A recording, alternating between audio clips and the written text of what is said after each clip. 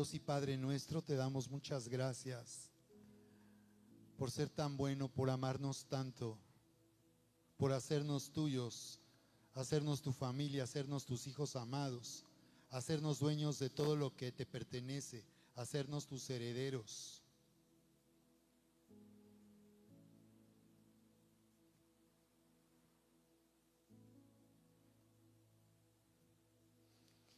Te damos muchas gracias por tu presencia aquí en nuestras vidas. Y muchas gracias por hablar a nuestro corazón. Muchas gracias por tu poderosa palabra que tiene la habilidad de renovar nuestra mente, de sanar nuestro corazón y hacernos vivir en una nueva identidad de grandeza. Gracias por tu poderosa palabra, Señor. Levanta tu mano y di: en el nombre de Jesús, recibo tu poderosa palabra, creyendo que yo soy quien tu palabra dice que soy, que tengo lo que tu palabra dice que tengo y que puedo hacer lo que tu palabra dice que puedo hacer. Está hecho en el nombre precioso de Cristo Jesús. Tan familia, qué buen tiempo tenemos aquí, tan especial. Estás en una reunión VIP. Very important people. Estás en una reunión VIP. Voy a hacer una introducción aquí con el versículo 1 donde dice: Pedro, apóstol de Jesucristo. El autor de esta carta es el conocido apóstol Pedro, Simón Pedro, apóstol de Jesucristo, el que de los discípulos fue tan destacado que lo confesó: tú eres el Cristo, el Hijo del Dios viviente, con tanta precisión. El mismo que negó al Señor 3 veces, el mismo que caminó sobre el agua. Es el autor de esta carta, como sabemos, Pedro, apóstol de Jesucristo, a los expatriados de la dispersión, y se está refiriendo en realidad a la iglesia. No está hablando de judíos perseguidos, que podría ser esa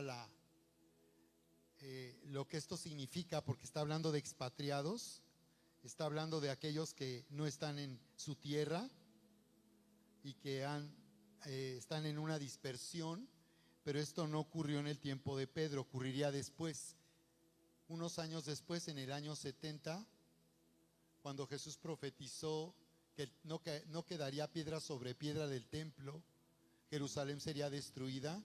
El general Tito, con un ejército, el ejército del Imperio Romano, en el año 70, finalmente aplastó la rebelión que se había levantado en Jerusalén, destruyeron el templo y comenzó lo que se llama diáspora o dispersión de los judíos, que por 2000 años no tuvieron tierra, no tuvieron nación y fueron dispersados por todo el mundo. Pero aquí está hablando en realidad también de nosotros como gentiles que no somos judíos, y está hablando de la iglesia que nosotros no tenemos, somos temporales, tenemos residencia temporal.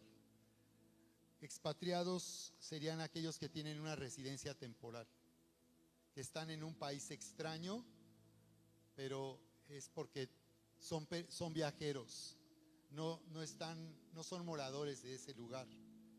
De esa forma se refiere, por eso menciona estos lugares que son regiones, no ciudades específicas, sino regiones, hablando de que este mensaje iba dirigido a todas las iglesias en el Ponto, Galacia, Capadocia, Asia y Bitinia, elegidos. Y este es el punto aquí, nos está diciendo que hemos sido elegidos. Habla de una elección de Dios según su presciencia.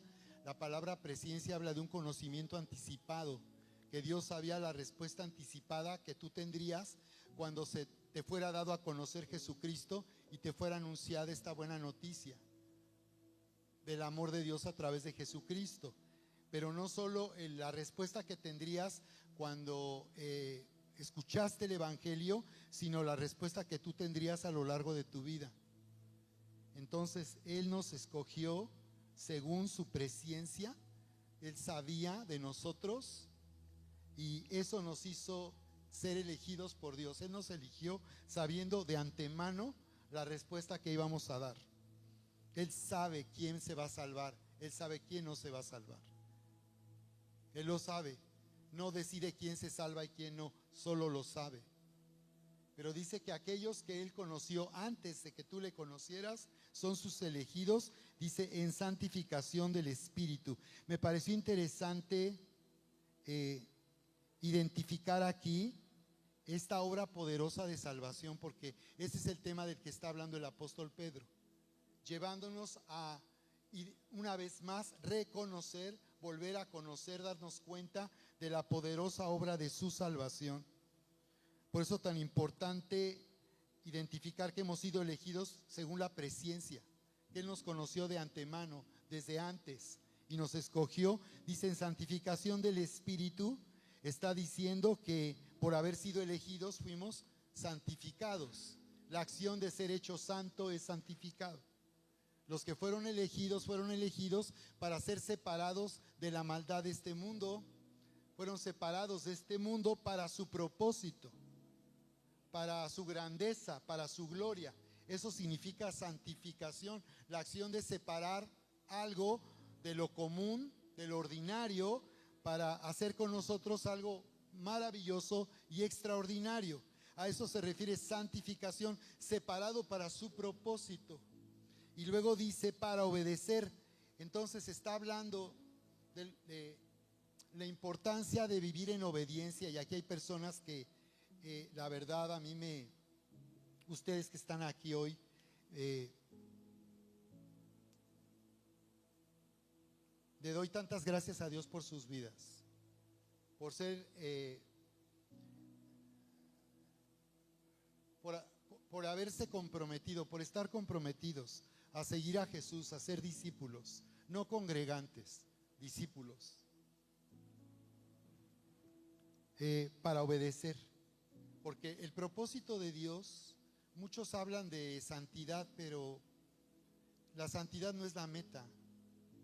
La obra de santificación, de apartarnos para Dios y por tanto hacernos dignos de su amor y hacernos justos, no es la meta.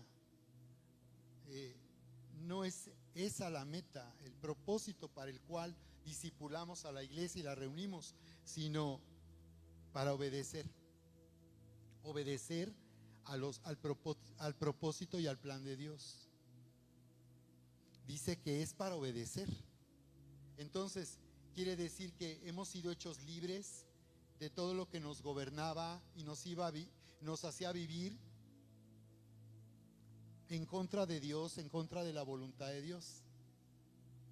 Pero Él nos ha separado para obediencia. Y lo primero que hiciste al creer fue obedecer. A pesar de que tenías dudas o teníamos otra forma de pensar, esa santificación, esa separación que Dios nos hizo de este mundo, nos dio la capacidad de obedecer al Evangelio y obedecer a la verdad. Y ese es el comienzo, porque el plan de Dios es que nosotros seamos obedientes al llamado. Y ser obedientes a Dios se refiere a cumplir la instrucción que dio a sus discípulos y que dio a su iglesia en Mateo capítulo 28 del 17 al 20. Toda autoridad me ha sido dada en el cielo y en la tierra, por tanto, id y haced discípulos a las naciones, bautizándoles, llevándoles a que ellos sean sumergidos para dar evidencia de que han creído y que me siguen, y que sean enseñados a guardar todo lo que yo les he ordenado, enseñarles a que guarden lo que yo he ordenado. Así que los que enseñamos y predicamos tenemos esa responsabilidad de llevar a la iglesia a obedecer las órdenes que el Señor ha dado, el Rey ha dado, para que su reino se ha manifestado este mundo. Y por tanto, aquí es donde podemos nosotros también, a través de lo que él está hablando, hacer una evaluación de la vida espiritual. ¿Soy alguien que está obedeciendo? ¿O alguien que hace según le parece bien? ¿Conoces el corazón de Dios? A veces cuando oigo personas decir, es que esto es lo que siento en mi corazón, o me dijo el Espíritu, a veces me preocupa eso cuando alguien habla así, porque me parece peligroso que de esa manera uno se esté dando la razón y crea uno que está siguiendo el camino de obediencia por lo que uno piensa. Entonces, aún la obediencia a la que Dios nos llama es una elección. Él no nos va a obligar a obedecer. Aún tú puedes elegir vivir en desobediencia. Aún podemos estar en desobediencia. Y por cierto, pensaba yo que estoy redefiniendo lo que significa buscar el reino y poner a Dios primero, y he venido hablando desde hace tiempo de esto, y he venido hablando de mucha intensidad, y es porque siento esto que Dios me dice, que enseña a la iglesia a ser obediente. Pero poner a Dios primero es poner a la iglesia primero. Porque muchas veces he enseñado que una cosa es poner a Dios primero y otra cosa es la iglesia. Yo les he venido enseñando que si la iglesia es la casa de Dios y tú pones a Dios primero, pues primero es la casa. Porque el lugar donde Dios habita es aquí en su casa, ¿no? La razón que somos tan bendecidos al venir hoy es porque Dios se manifiesta y está aquí con nosotros. Entonces yo estoy redefiniendo eso, esas prioridades mal enseñadas que yo escuché por mucho tiempo. No, primero es Dios y luego es tu familia y al último la iglesia. Y entonces acostumbramos poner a la iglesia siempre al final, porque pensamos que es diferente a poner a Dios primero. Pero cuando habla de obedecer y ser rociados con la sangre, está hablando de poner a la iglesia primero. Y eso quiere decir que si nosotros tenemos una actividad en la iglesia, eso debería de ser primero. Recuerdo que en un tiempo les daba instrucciones cómo tratar. Recuerdo que en un tiempo, cómo tratar con las visitas. Lo ponía como un ejemplo porque en un tiempo veíamos mucho que las personas se ausentaban porque decían, es que me cayeron visitas. Y hubo personas con las que tuve la confianza de decirle, es que ¿cómo que te caen visitas? Imagínate que vas a salir al trabajar o al negocio y te cae una visita. ¿Tú dejarías de ir a trabajar? ¿Dejarías de ir a la clase de la prepa porque te cayeron visitas? ¿Qué harías en una situación así? Esa es otra, porque por cierto podemos poner primero el negocio y un trabajo, y eso sí puede hacer que nosotros cambiemos nuestras decisiones. Eso sí puede hacer que nosotros hagamos cambios de última hora y le demos prioridad. Y recuerdo que tuve la confianza algunos de decirle, oye, no dejes que te caigan, no dejes que te caigan. Si un día alguien te cae, dile, ¿sabes qué? Qué pena, pero tengo un compromiso. Ay, perdón, qué pena, no me digas. ¿A dónde vas? A la iglesia. Para mí Dios es primero. Y si Dios es primero, primero es la iglesia. Y si alguien tiene planes conmigo, lo primero que yo haría es, mira, tengo ya comprometida esta fecha. Podemos hacerlo en otro momento porque yo ya tengo un compromiso. Entonces, como puedes ver, estoy hablando intensamente de obedecer porque siento el día de hoy que es importante mantener muy claro si verdaderamente estamos buscando primero el reino de Dios y su justicia. Porque aquí dice que los que hemos sido elegidos, hemos sido santificados o hemos sido hechos santos, apartados para obedecer. ¿Para obedecer a qué y a quién? Y yo les he venido hablando de cuál es tu propósito, cuál es tu llamado. Y que cuando muchos hablan de tu llamado, pero no dicen cuál es el llamado. Acabo de oír otra vez a alguien decir tu llamado, y la pregunta sería, ¿cuál es el llamado, pastor? Porque cada quien puede entender el llamado a su manera, ¿no? Pero la verdad es que sí nos dice Dios cuál es nuestro llamado. Y dice que nuestro llamado es que manifestemos su grandeza, su gloria, para ir y hacer discípulos a las naciones. Entonces, esto para Dios es lo más importante. Entonces, cuando estamos dando seguimiento a alguien, cuando estamos mentoreando a alguien, cuando alguien te está mentoreando, en realidad alguien que no somos nosotros te está contactando y te está dando seguimiento, está teniendo cierto cuidado de tu vida espiritual, es por eso. Porque estamos cumpliendo nuestro llamado de hacer discípulos. A veces pareciera que hacer esto hace que alguien se sienta presionado, pero he aclarado eso ya muchas veces, que el dar seguimiento no es presionar. Tú puedes aún exhortar a alguien y animarle. Oye, no has venido, o llegas tarde, o no estás colaborando en la iglesia de esta manera. Tú le puedes exhortar, pero no te están presionando, porque al final de cuentas tú decides si vas a escuchar o no. Pero esto es porque estamos discipulando, estamos obedeciendo nuestro llamado de ir a ser discípulos. Y dice, y ser rociados con la sangre de Jesucristo. Cuando habla de ser rociados, en la Biblia hay 3 cosas en las que la sangre era rociada. Uno era por causa del pacto en el monte Sinaí, la sangre fue rociada. 2, cuando Aarón y sus hijos fueron establecidos como sacerdotes en el tabernáculo, fueron rociados con la sangre de Cristo. Y cuando a un leproso era sanado, también era rociado con la sangre de un sacrificio. Entonces, esto es significativo, nos está hablando de nuestro llamado en esta dimensión. Número 1, que esta sangre con la que fuimos rociados nos ha unido a un pacto de gracia, un pacto en el cual hemos sido unidos al amor del Padre por lo que hizo Jesús. Celebramos la cena del Señor para honrar este pacto y activar nuestra fe en este pacto. Entonces, rociado significa que estoy unido bajo un pacto de sangre. En segundo lugar, significa que este rociamiento me ha dado a mí un llamado como real sacerdocio.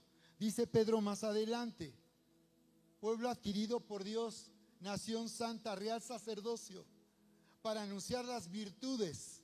¿Para qué? Di conmigo, anunciar. ¿Para qué? ¿Obedecer a qué? Para anunciar las virtudes de aquel que nos llamó de las tinieblas a su luz admirable. Ahí vemos el real sacerdocio. Somos reyes y sacerdotes. Nuestra identidad es que somos personas autorizadas, facultadas para entrar a la presencia de Dios y para gobernar de parte de Dios a favor de los hombres. Real sacerdocio, rociados con la sangre de Jesucristo. Dice, gracia y paz les sean multiplicadas a ustedes.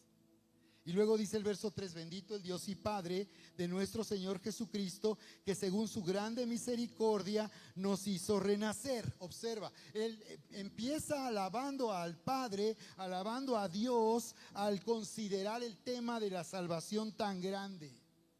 Lo alaba al considerar la forma en que nuestra vida ha sido transformada al haber nacido de nuevo. Porque dice, bendito, está alabando a Dios, que por esta razón, que según su grande misericordia nos hizo renacer para una esperanza viva por la resurrección de Jesucristo de los muertos. ¿Por causa de qué? ¿Por qué razón? Por la resurrección de Jesucristo de los muertos. Porque el sacrificio fue aprobado, Jesús fue resucitado y ahora a través de ese sacrificio hemos sido hechos justos para Dios. Hemos sido reconciliados. Entonces nos dice que por esto hemos renacido. Nos hizo renacer. ¿Qué hizo el Padre? Nos hizo renacer. Di conmigo, nos hizo renacer. Es una obra que Él hizo. No es religión. No es por obras, no me hice hijo de Dios, me hizo su hijo porque Él me hizo ¿qué? Renacer. Dice, para una herencia, hablando de nuestra eternidad con Dios. Una herencia, hablando de la resurrección que hará que aquellos que son suyos, que son sus hijos, será recibir una herencia incorruptible. Hablando de un cuerpo transformado, un cuerpo glorioso, un cuerpo inmortal. Esta es la herencia de la que habla, incorruptible, indestructible, limpia, incontaminada, que el pecado ya no puede ensuciar, el pecado ya no puede manchar, e inmarcesible, que es algo que se conserva por toda la eternidad, reservada en los cielos para vosotros. Esto está reservado, esto todavía no nos ha sido entregado. Esto será entregado en el arrebatamiento de la iglesia, cuando Jesús venga por su iglesia, y dice que los que murieron en Cristo resucitarán primero, y los que quedamos, dice, serán transformados en un abrir y cerrar de ojos. Fíjate cómo habla de destino. Este es algo que Dios quiere que tengamos en cuenta todo el tiempo. Dice que esta herencia está reservada, no ha sido entregada, un día será entregada. Dice, ustedes que son guardados por el poder de Dios mediante la fe para alcanzar salvación. Está hablando de que vendrá un tiempo de gran tribulación sobre la tierra, y dice que los que son suyos serán guardados mediante la fe para alcanzar salvación. ¿Cuál salvación? Para escapar de la ira que vendrá sobre el mundo en esos últimos días, en ese último tiempo. Ahí dice, para ser manifestada en el tiempo postrero. Entonces Dios nos está hablando del propósito, pero también del destino eterno. Y nos dice, en lo cual vosotros os alegráis, aunque ahora por un poco de tiempo, si es necesario, tengáis que ser afligidos en diversas pruebas, para que sometida a prueba vuestra fe, mucho más preciosa que el oro, el cual es perecedero y se prueba con fuego, se hallada en alabanza, gloria y honra. O sea, en medio de esto dice, estamos afligidos en diversas pruebas, pero dice que en medio de esas pruebas, mientras estamos siendo probados, es diferente las pruebas que tener problemas, porque los problemas también pueden ser consecuencia de malas decisiones, porque los que no le conocen todo el tiempo atribuyen a Dios todo mal, y todo lo malo que les sucede se lo atribuyen a Dios. Y las pruebas es diferente. Está hablando de que las pruebas está hablando de que nuestra fe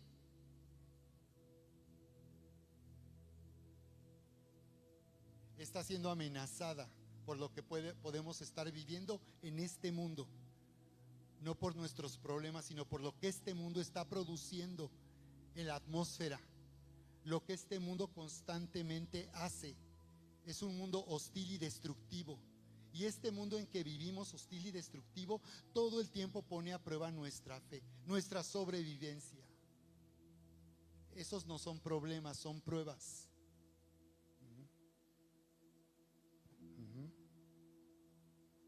No es lo mismo que por no haber administrado bien un negocio esté en crisis, a que un negocio que estaba prosperando de pronto enfrenta pruebas.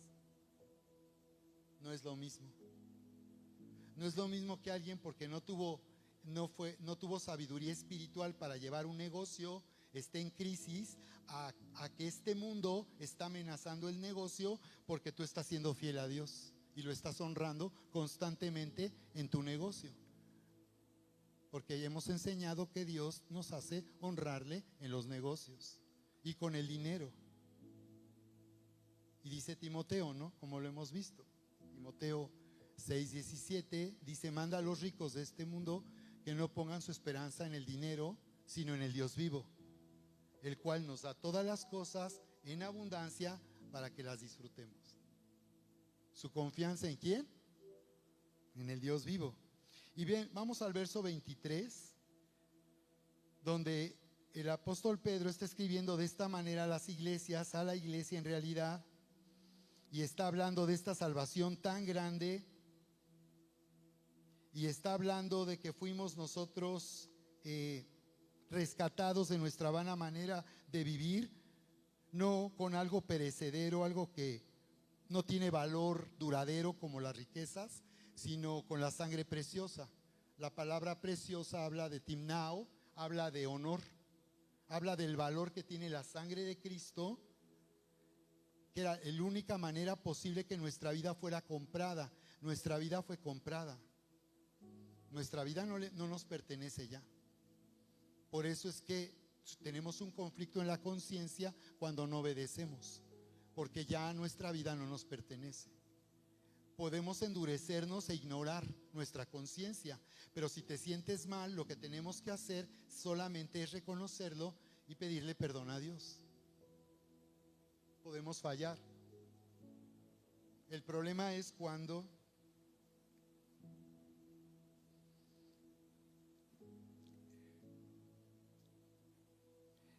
no queremos escuchar una voz que quebranta nuestra manera de pensar. Cuando tenemos un sentir que no va de acuerdo a nuestros intereses personales. Esto tenemos que aprender a desarrollar esta habilidad de distinguir cuando Dios me está hablando y esto no me agrada, me molesta o no me conviene. Entonces Él dice que hemos sido santificados para obedecer y que fuimos rociados con la sangre de Jesús, lo cual nos hace aptos para obedecer, porque ahora Él nos ha hecho renacer, Él nos ha hecho nacer de lo alto, nacer de arriba. Esto quiere decir que nos ha dado su propia naturaleza, su propia vida, y esa vida que está en nosotros tiene una inclinación, y la inclinación es estar en armonía con Dios. Cada vez que yo, por lo que hago, lo que pienso, entro en una contradicción, se rompe la armonía y se pierde la integridad. O sea, dejo de ser uno con Dios. Lo que yo pienso, lo que yo siento, lo que yo hago ya está en contradicción, y entonces es donde la fe no va a operar. Porque si una cosa digo y otra cosa hago, la fe no va a operar. Entonces, cuando Él está hablando de esta manera que fuimos rescatados, nos dice el verso 22 y nos recuerda: habiendo purificado vuestras almas. Dice que nuestra alma, fíjese qué interesante, ha sido purificada, limpiada y sanada. Purificar tiene que ver con la palabra griega agnos, de ahí viene la palabra higiene.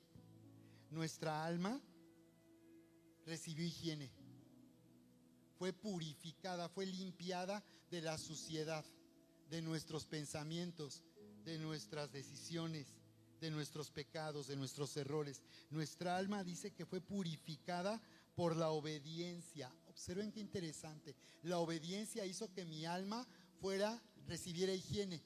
Quiere decir que cuando yo soy obediente, a pesar de que no estoy de acuerdo con lo que Dios dice, con lo que estoy siendo enseñado, cuando yo pienso diferente, voy en contra de lo que estoy siendo enseñado, de lo que se declara en la palabra, dice que esa obediencia, a pesar de eso, hace que mi alma entre en una higiene.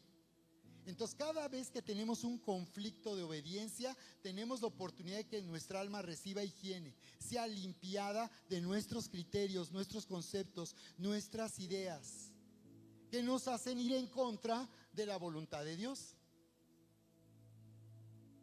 O sea que yo obedezco a pesar de que no lo entiendo o no lo acepto, porque yo estoy confiando que lo que Dios dice está bien para mí. Si eso Dios lo dice, está bien. Si eso Dios lo dice, aunque a mí me desagrade, yo lo voy a hacer. ¿De acuerdo? Y mira qué interesante, dice que el alma fue purificada por la obediencia a la verdad. La obediencia a la verdad se refiere a una realidad. O sea, hay una realidad que Dios me está llamando a vivir y yo no voy a entrar en esa realidad si levanto una barrera y rechazo lo que Dios está diciendo.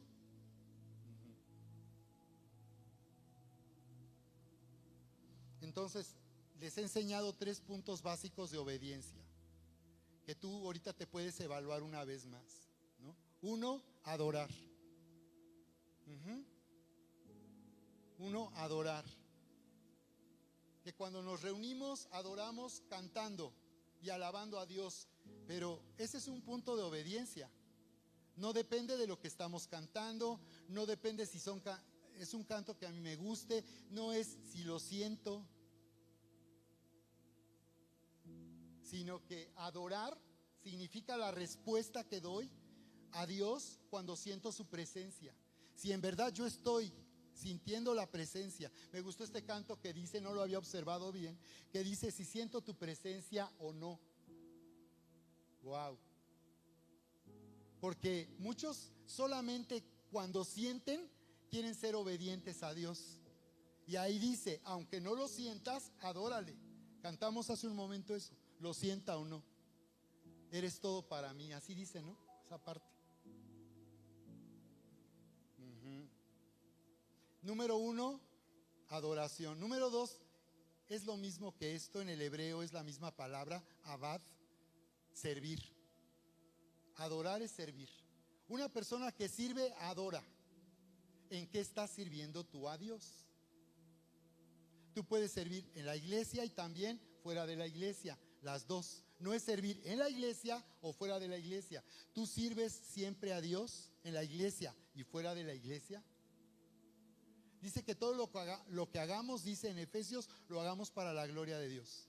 Todo lo que hagamos, los negocios, el trabajo, que nuestra motivación al hacer algo en un trabajo, un negocio, sea para que Dios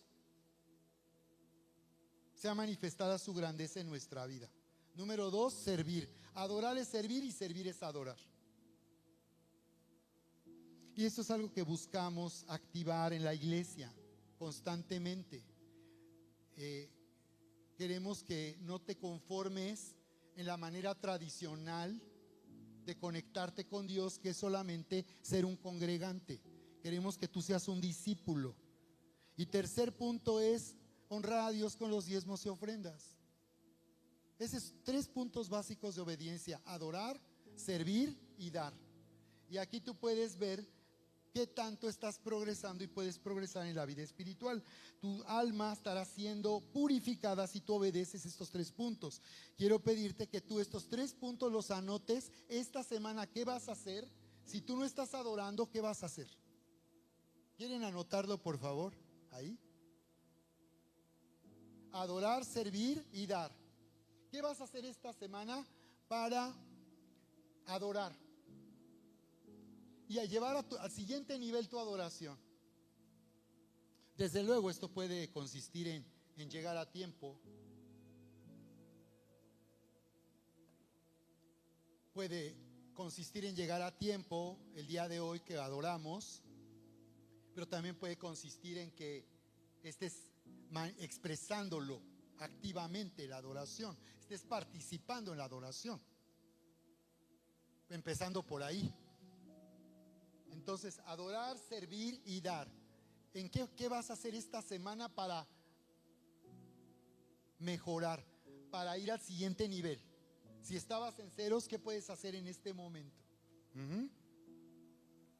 Esto va a purificar tu alma de conceptos, de creencias equivocadas, de rebelión. No es que yo no creo, a mí no me parece, yo hago así las cosas.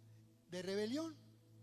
¿Por qué no ponemos a prueba nuestro corazón para ver si de verdad la dirección que estábamos siguiendo es algo que de verdad Dios nos estaba diciendo?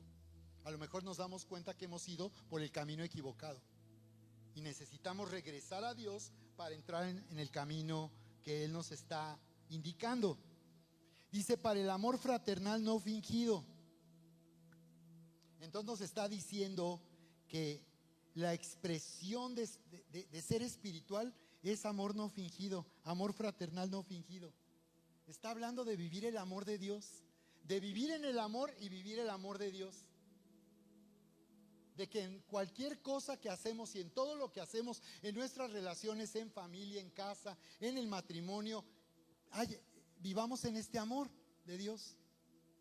Fíjate, qué importante es esto para Dios, para el amor. El propósito de Dios al hablarnos de esta manera es que veamos que en lo que Él busca es que nosotros estemos conectados con su amor y viviendo en el amor y mostrando el amor de Dios.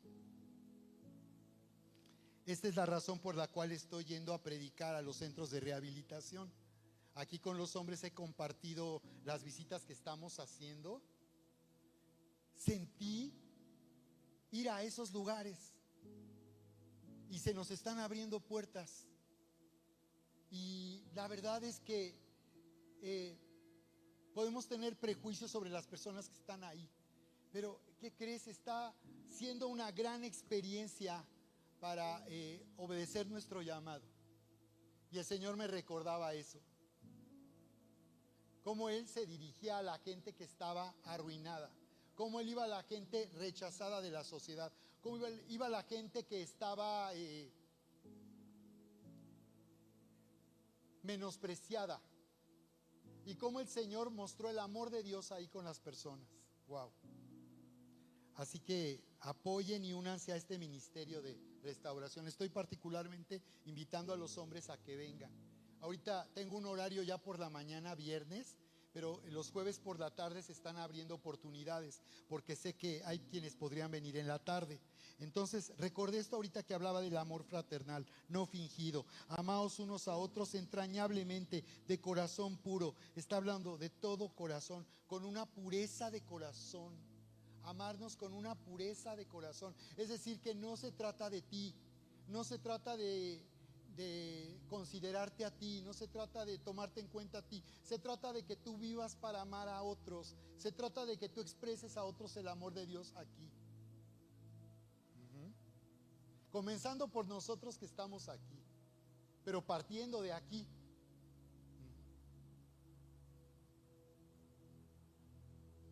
Dice, siendo renacidos no de simiente corruptible, sino de simiente incorruptible, por la palabra de Dios que vive y permanece para siempre. En esta versión dice, ustedes han nacido de nuevo, no son el producto de una semilla mortal, sino inmortal, por la palabra viva y eterna de Dios. Porque todas las personas son como la hierba y su gloria es como flores del campo. La hierba se seca y las flores se marchitan, pero la palabra de Dios permanece para siempre. El tema de hoy le he llamado el reseteo de nuestra identidad de grandeza. Yo soy el reseteo. Dilo conmigo, yo soy el reseteo. Y aquí quiero hablar de la palabra genética de Dios. Observa, la palabra genética de Dios. Cuando dice renacidos, la palabra que se traduce es anagenao, que significa de ana arriba, y genao o genes, dar a luz o nacido. De genes significa nacimiento, de ahí viene la palabra génesis, genética. Entonces está diciendo que hemos sido renacidos, vueltos a nacer, hemos nacido de arriba, de lo alto, nacidos de nuevo.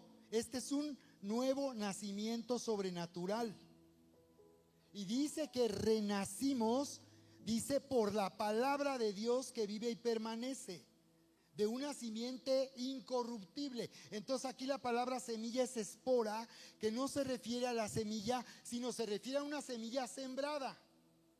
Entonces nosotros hemos renacido porque fuimos sembrados con la palabra de vida, la palabra genética de Dios. Es una palabra incorruptible, o sea, no se desintegra ni se deteriora. Por eso dice que esta palabra, a diferencia de la gloria del hombre que se desvanece, esta gloria permanece para siempre. Dice que hemos sido entonces renacidos por la palabra de Dios. Recibimos la palabra y esta palabra nos hizo nacer de nuevo, nos hizo nacer de arriba, nacer de lo alto. Esta semilla ha producido una flor y esa flor tiene que ver con este nuevo nacimiento. el Señor habla del fruto, el fruto que viene de una semilla, ¿no? En Juan 15 Jesús dice: yo soy la vid verdadera, mi Padre es el labrador. Dice que él nos llama a dar fruto, más fruto y mucho fruto. Dice: en esto es glorificado mi Padre, que den mucho fruto y sean así mis discípulos. ¿Te das cuenta?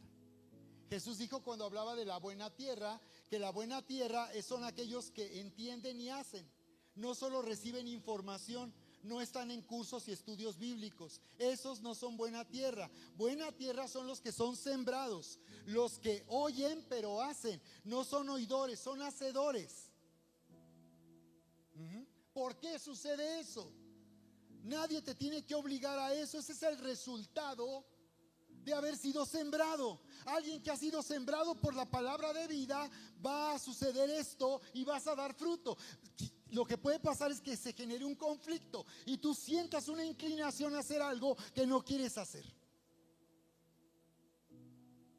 Quizás tú sientes la inclinación: oye, yo quisiera compartirle a alguien, pero me da flojera, no sé cómo hacerlo, y no te preocupas cómo tú puedes hablarle a alguien. Y ese es el conflicto, que él produce el querer como el hacer. Entonces produce en mí el deseo de hacer algo y de ser obediente a lo que él me mandó a hacer. Como dice Efesios 1 y 2, somos el noema de Dios, su poema, hechura suya, noema, poema. ¿Recuerdan? Efesios 1 y 2 dice que somos, Efesios 2:10, somos hechura suya. Dice que, ¿por qué hechura suya? Creados, ahí está. Fuimos creados para andar en buenas obras, las cuales Él preparó que andemos en ellas. Entonces, no debería de tener yo un conflicto entre tener un negocio y servir a Dios y dar a conocer a Jesús. Eso va a ser el resultado. Yo entiendo que podemos estar afanados y estresados en el negocio, en el trabajo, y no podemos pensar de una manera espiritual porque pensamos que eso es trabajo y la iglesia es Dios. Pero en realidad, cuando tú has sido sembrado, Dios quita esa separación. A eso se le llama secular, separación del cielo y de la tierra. Nosotros no somos seculares, pero secular no es estar sentado en una iglesia o fuera de una iglesia. Eso no es lo secular. Lo secular significa que el cielo y la tierra están separados, que el cielo no está manifestándose en la tierra, que el cielo no está gobernando en la tierra. Pero hemos sido sembrados por la palabra de vida, y cada semilla contiene la naturaleza de quien la da. La pregunta es: ¿por qué la palabra de Dios logo o la palabra de Dios rema tiene vida? Porque pensamos que es un rollo o es palabrería, ¿no? Y por mucho tiempo estuvimos metidos en cursos bíblicos donde oíamos enseñanzas y pensamos que solo se trata de sentarse a oír enseñanzas, información que nos tenga entretenidos o que nos tenga un conocimiento. Pero lo que está pasando aquí es que en realidad ha habido una separación artificial del cielo y la tierra. Porque la semilla, dice Dios que cuando Él habla palabra logos o palabra rema, de cualquier manera que sea, la palabra logos se refiere a hablar para llegar a una conclusión. O sea que cuando Dios habla, te lleva a una conclusión. Él no está dando una opinión, Él no está conversando, Él está dando una sentencia de lo que es bien, está bien, y de lo que es verdadero. Eso es logos. Y el rema es cuando Dios está hablando en este momento a una situación específica.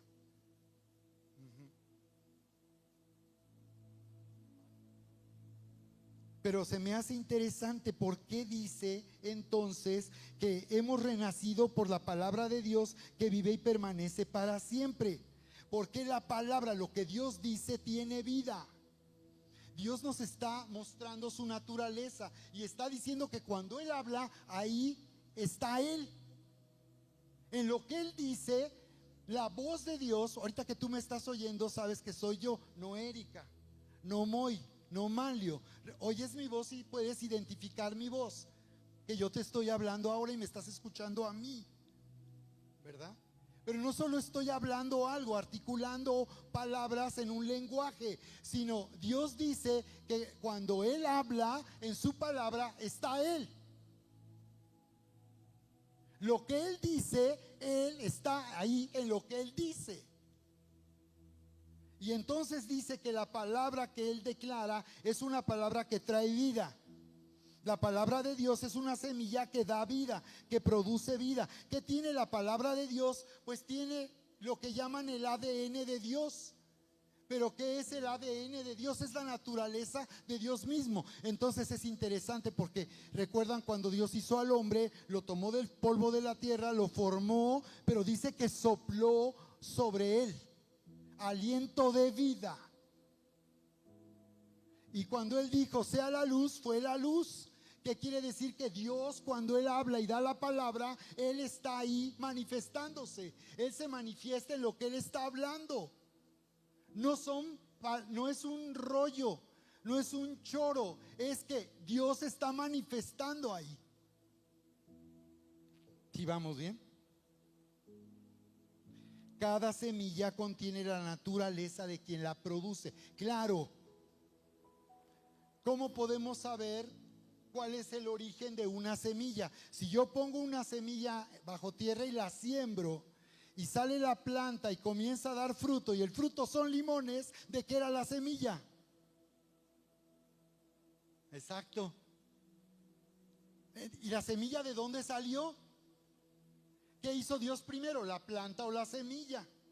El huevo o la gallina. Exacto, Ana Mari. ¿Qué hizo Dios primero? Sencillo.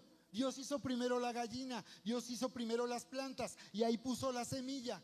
Entonces, la semilla contiene la naturaleza de quien la da. Entonces, sí, la palabra está transmitiendo un pensamiento, pero ese pensamiento que transmite en realidad está trayendo una realidad. Es una realidad de lo que Dios está hablando, una realidad basada en su poder. Ustedes, se hizo un descubrimiento de una semilla de 2000 años de antigüedad, de una palmera datilera en Judea.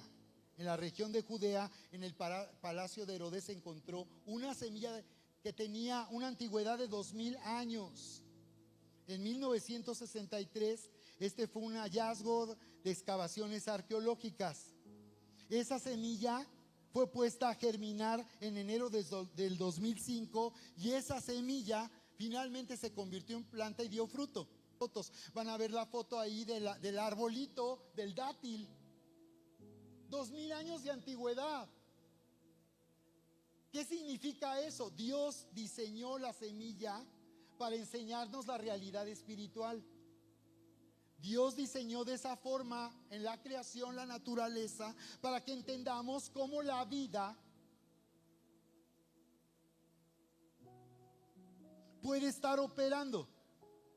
En esas semillas estaban dormidas, pero fueron despertadas. Todo lo que Dios dice en realidad no está dormido. Él estará despertándonos a nosotros a una nueva realidad cada vez que nosotros oímos su palabra. ¿De acuerdo? Juan 6:63, cuando aquella multitud sigue a Jesús por pan y les dice: ustedes me siguen porque tienen hambre, ¿verdad? Porque yo les di pan gratis. En Juan 6:63 les dice: el espíritu es el que da vida, la carne para nada aprovecha, el espíritu es el que da vida. Las palabras que yo les he hablado, les dijo, son espíritu y son vida. Las palabras que yo les he hablado son espíritu y son vida. Y aquí usa la palabra remata. En el verso 68, Simón Pedro le dice: Señor, ¿a quién iremos? Cuando les dice: ustedes también se van a ir. Juan 6:66, la gente se va, la multitud se va. Y Pedro se voltea a sus discípulos y les dice: ¿ustedes también se quieren ir? Y Pedro contesta: ¿A quién iremos? Tú tienes palabras de vida eterna.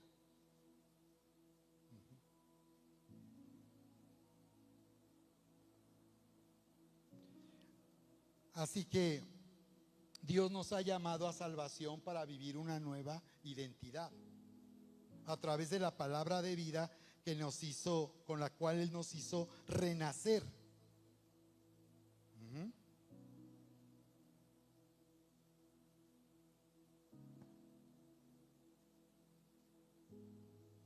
Por medio de lo que está escrito en la Biblia, nos ha dado a conocer todo lo que hizo a través de Cristo Jesús para rescatarnos del camino destructivo en que íbamos. Nos reveló a Jesús como el gran yo soy, al Dios eterno que se da a sí mismo. A eso voy. Cuando Dios da su palabra, Él se está dando a sí mismo. Su presencia, pero también su palabra. Él puede hablarnos porque Él está presente. Él no habla a todos. Él no habla todo el tiempo. Él está hablando cuando nosotros estamos conectados y lo hacemos Él presente en nuestra vida. Por eso es que adorar fue algo que a Abraham le llevó finalmente a manifestar la gloria de Dios, porque él es un hombre que aprendió a adorar a Dios. Porque Josué termina diciendo en el libro de Josué, en el capítulo 30-32, cuando él se despide de Israel, le dice: el Dios de sus padres adoraba ídolos. Abraham no fue escogido por Dios porque fuera un hombre diferente a los demás, era como todos, adoraba ídolos. Pero dice Hechos 7 que dice que el Dios de la gloria le apareció a Abraham. Le apareció para hablarle. Le habló porque se le apareció. Entonces, quiero que veas que lo que nos lleva a un reseteo, a un reinicio, a una identidad de grandeza, a la identidad de grandeza es cuando nosotros tomamos conciencia de la importancia que tiene estar conectados con Dios y de oírle. Y de oír su voz hablar a nuestra vida, porque lo que Él hace es darse a sí mismo. Cuando Él habla a través de su palabra, Él se da a sí mismo como respuesta a nuestra ruina y a nuestra condición de tristeza, dolor y fracaso. Él se manifiesta y Él imparte vida cuando nosotros estamos oyendo lo que Él dice. Viene a llenar nuestra necesidad y todo lo que nos falta cuando Él se manifiesta. Entonces la gracia es Dios mismo dándose para venir a hacer lo que necesitamos.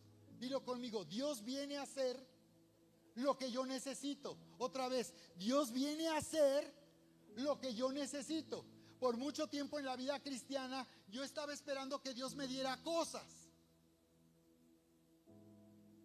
Yo estaba con la expectativa de que Dios me diera algo cuando yo oraba y le pedía y Él me diera algo, pero en realidad lo que Él hace es darse a sí mismo. Lo que Él hace es darse a sí mismo, porque Él viene a hacer lo que yo necesito.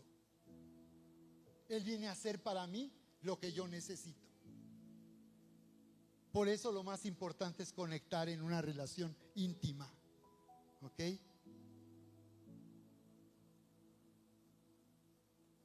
Él viene a hacer lo que necesitamos y tomamos.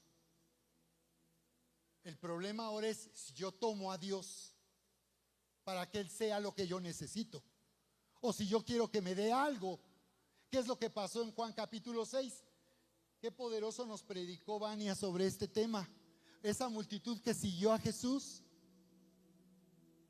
cuando hizo el milagro de la multiplicación de los panes, y dijeron: wow, está muy padre, si lo seguimos nos va a ir bien, si lo seguimos nos va a dar pan. Y entonces muchos hemos sido enseñados que seguir a Jesús es para que me dé algo, pero resulta que Él se da a sí mismo. Y Él se da cuando Él nos da su palabra, que nos ha hecho renacer para una esperanza viva, dice. Estoy tratando de concluir aquí. Dios no nos da algo que necesitamos, se da Él mismo. A eso no le podemos poner un precio para comprarlo. No se puede comprar y tampoco se merece. Es por gracia. ¿Qué dice Juan 1:16? Porque de su plenitud tomamos todos. ¿Cómo? Wow. Ese es el Génesis del Nuevo Testamento. Vimos su gloria como del unigénito del Padre. Y dice, porque de su plenitud tomamos todos, y gracia sobre gracia. Ahora se trata de tomar. Él viene a hacer lo que tú necesitas, pero tú lo estás tomando. Luego Efesios 1:23 dice, la cual, hablando de su iglesia, es su cuerpo, la plenitud de aquel que todo lo llena en todo. ¿Ven? Poner a Dios primero es poner a la iglesia primero.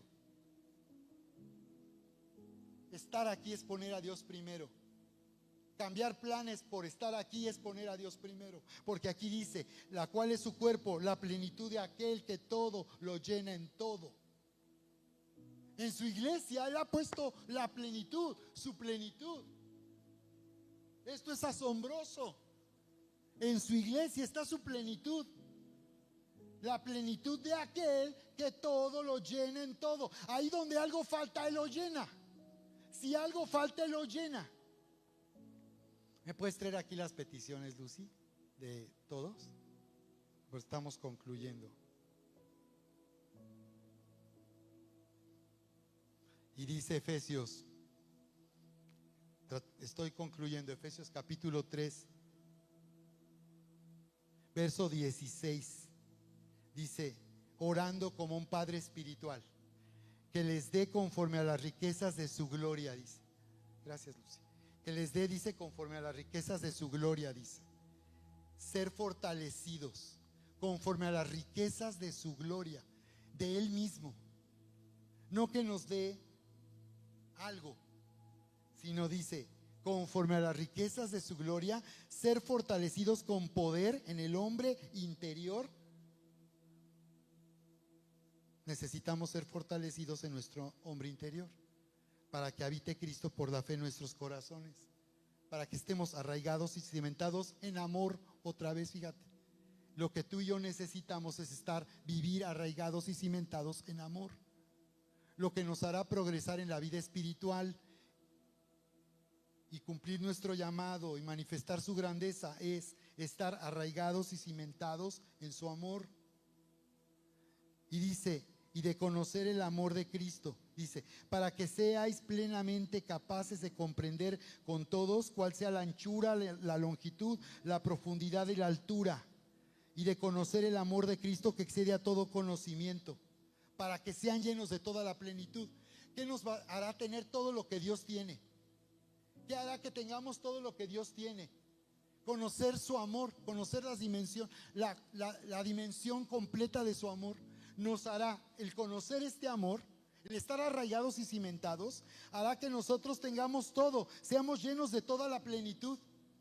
Es decir, podamos desatar en nuestra vida toda la abundancia, la bondad, el bien, la riqueza, el poder de Dios.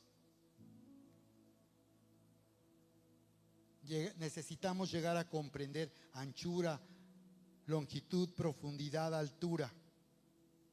Esto nos representa la cruz, las 4 direcciones. La cruz tiene 4 direcciones, ¿verdad? Una cruz. Entonces, fíjate, ancho para incluir a todas las personas. Ancho, el amor de Dios, conocer la anchura que incluye a toda persona, a cualquier persona. El amor, la largura del amor, para entender que este amor dura por toda la eternidad. Es tan largo que va hasta la eternidad y por toda la eternidad. Hasta allá llega.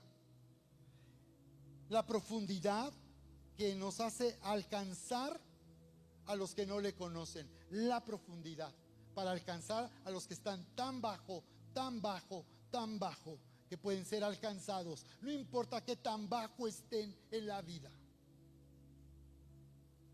y tan alto para llevarnos a la grandeza de Dios, a la eternidad con Dios.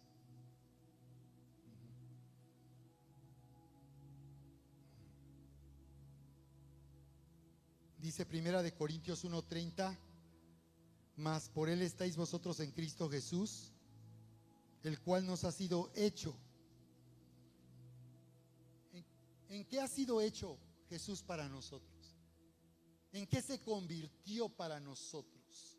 A través de su vida, sacrificio, muerte y resurrección. Dice, estáis en Cristo.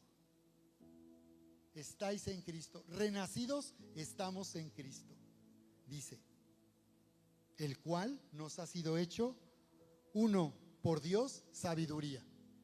Él no nos dio sabiduría, Él se hizo nuestra sabiduría. Di conmigo, se hizo nuestra sabiduría.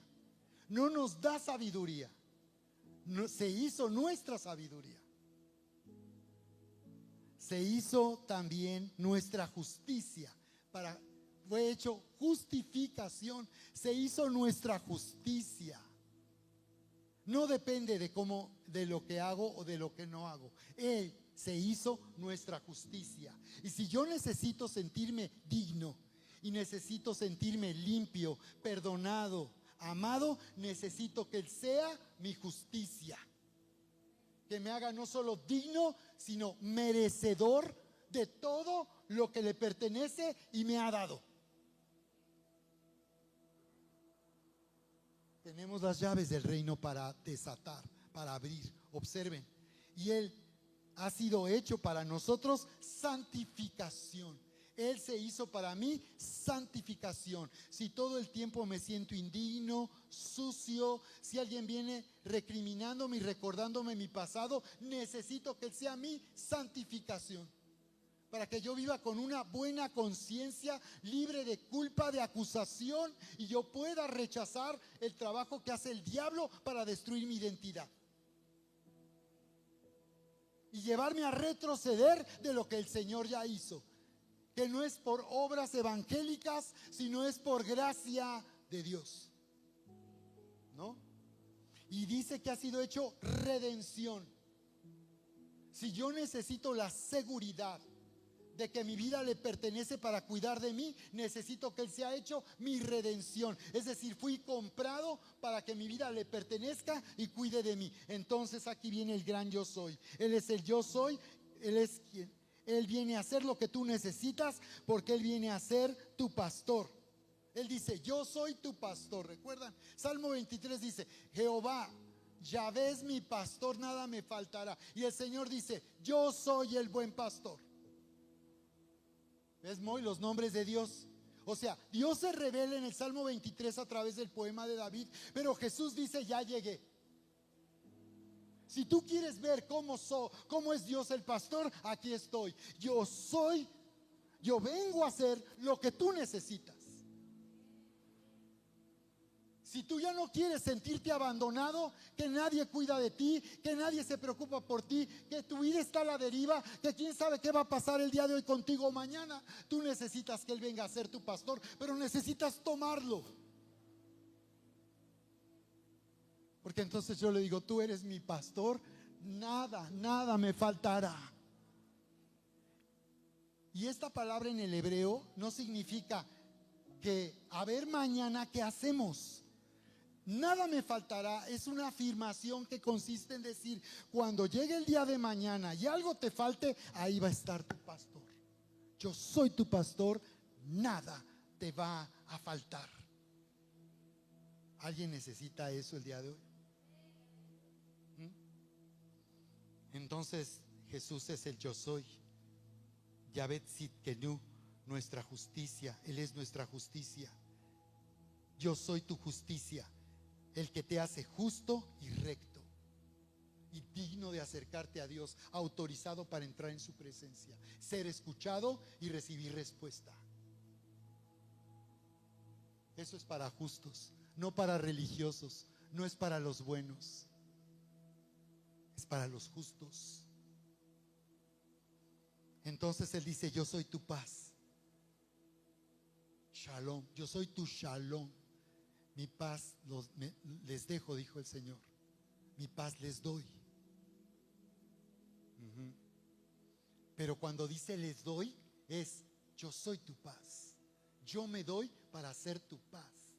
Y esto significa, si tú necesitas bienestar emocional, bienestar psicológico, necesitas bienestar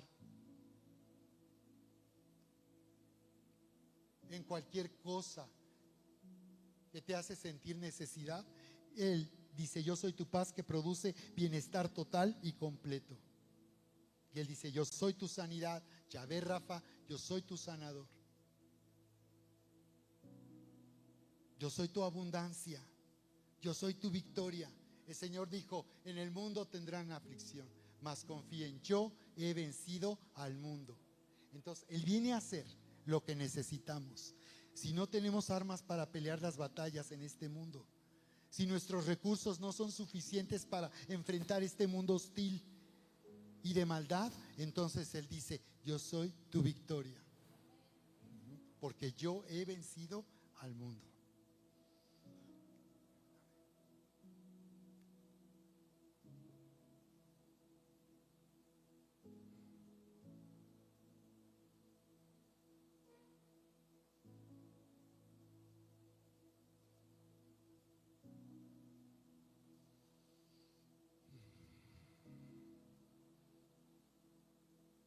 Dice en Éxodo 3:2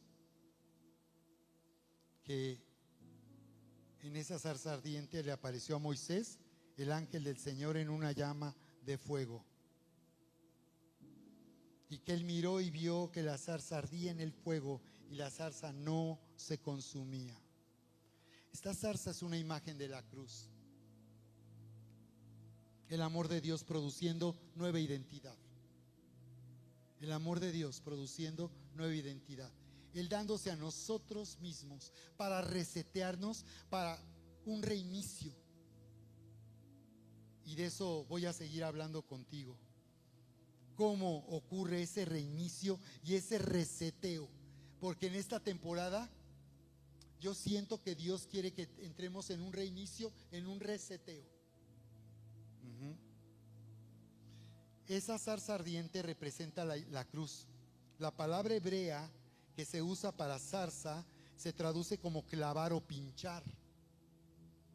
Entonces, Jesús, coronado de espinas, soportó el fuego del juicio de Dios. Esa zarza ardiente representa cómo en Cristo el Señor hace que todo lo viejo termine y todas las cosas sean hechas nuevas. Este es un reseteo. Por eso llevó a Moisés a un encuentro con él por medio de una zarza que ardía. Moisés 40 años, después a los 80 años, habían pasado 40 años que abandonó Egipto, y a los 40 años él era el príncipe de Egipto. Habían pasado 80 años y él estaba ahí con su vida totalmente sin dirección, sin sentido, sin identidad. Había olvidado quién era en Egipto y ya no sabía quién era en Madián. Pero cuando se le apareció el ángel del Señor, Dios mismo, en esa zarza, Él le mostró que esa zarza representaba la manera en que Dios trata con lo viejo para hacer traer lo nuevo. Como Dios hace que sea consumido lo viejo, como en el bautismo en agua nosotros somos sumergidos para hacer morir lo viejo y dar comienzo a lo nuevo, entrar en esa nueva vida y seguir a Jesús. Eso significa, Dios nos ha llamado a salvación para vivir una nueva identidad. Yo soy. Él te está llamando este tiempo a un reseteo.